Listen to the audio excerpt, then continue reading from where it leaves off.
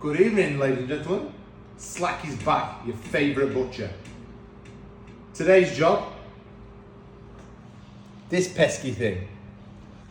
Now, for those who don't think it's a rabbit's snot, it's actually, like the hair on my top of my head, it's a hare. Correct. So yesterday I was out checking sheep and I took gun with me. I always take gun for me in case there's any loose dogs. We don't like loose dogs around sheep.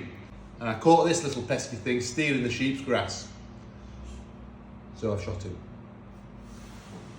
It's a hare. That's right, look at his big bosley eyes. Look how big he is, look how much meat is on that. So it's a hare, it's not a rabbit, it's a hare. So, first things first, what we need, apparatus. Giant chopper that we don't use, but it's there. Meat cleaver. This is to chop its head off once we remove the skin. And my boning knife that's sharp as a razor. Now if people that's interested, I'm not actually sharpening my knife, all I'm doing is putting the edge back on. There's no steels coming off onto the meat or anything like that. It's just literally putting the edge back on the knife. There's no steel fibres coming off here, so that's another conversation. Similar to how we do a rabbit really. We fold her up. And we nip a hole in its back like that. Just a little fun fact here, difference between a hare and a rabbit. Black tips. Hares have black tips, rabbits don't. And we get his fingers in, and we pull. And we pull, and we just basically just remove the skin. Comes off very easy.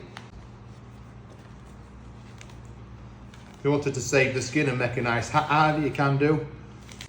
A nice pair of slippers.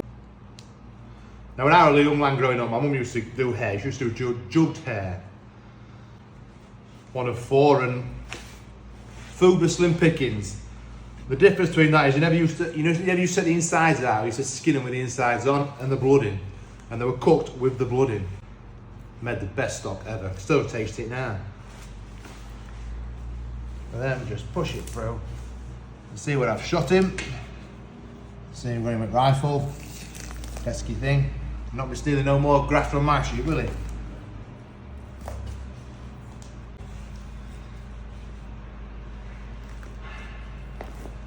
Move it like this. Then we get his meat cleaver. Just take ends and legs off.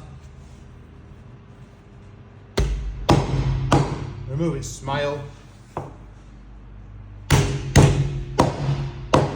Move its flippers, its legs.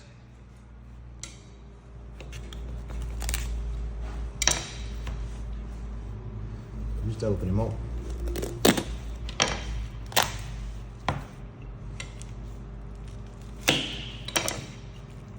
Get all this bad bit out, we don't want none of this tainting our meat.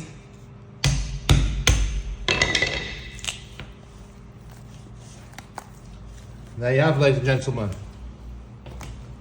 One hare. Best way to cook this is basically break it down into nice manageable portions. You do it without a meat cleaver, no problem.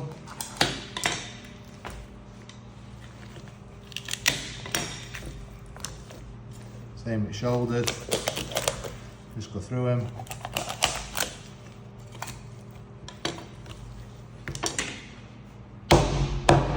So into the pot they go. These are your best bit. This is the hunch of the hair. That goes in. I've made a bit of a mess of that shooting it, so we're not going to chuck that in. That's going to go to dogs. That's fine. There's enough meat on there for me and my family anyway. I've also got in my freezer. I've got some partridge breasts, some pheasant breasts from when I was shooting on Saturday. Big glug of pork. I love my pork. Pork in there, whole grain mustard, onions. Put it in your slow cooker and forget about it all day. When you come home at night time, some potatoes in there, and you have got one lovely game broth. Simply stunning.